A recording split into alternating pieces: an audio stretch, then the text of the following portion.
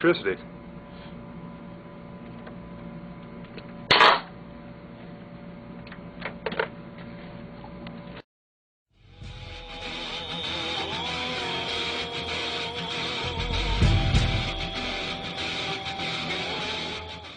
Hey everyone, HHO for all. I want to show you guys my new lab power supply that I put together.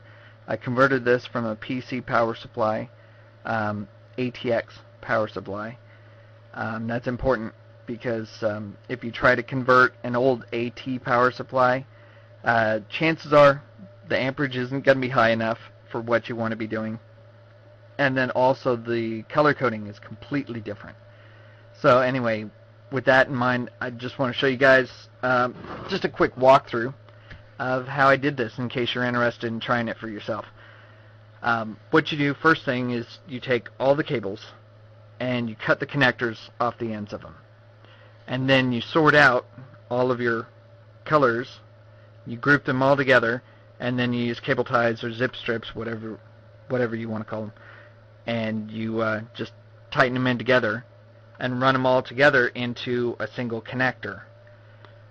And you only have to do that for the yellow and the black, because that's all you're going to be using on this power supply, the positive and the negative.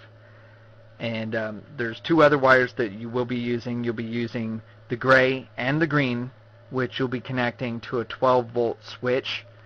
I did that over here. I drilled a hole in front or back, whatever, and I put a 12-volt automotive switch into it.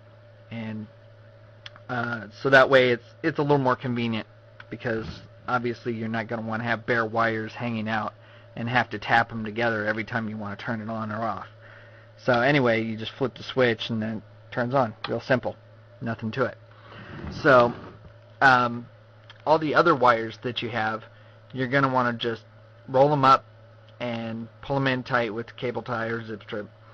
And I just pulled them in real tight on the inside there and just tucked them off to the side, so that way they aren't going to get caught up in the fan and they aren't going to be on any components that are going to get hot, so you don't have to worry about them melting or anything. And then I just ran out the positive and negative. So anyway, just to keep in mind, the yellow is the 12-volt feed and the black is the negative. So over here I've got this 12-volt positive going over to my 15-amp breaker, and then I've got the wire running around to my 15-amp amp meter, and then you've got your positive that goes over here to your alligator clip. And same thing with the negative. Negative just goes to alligator.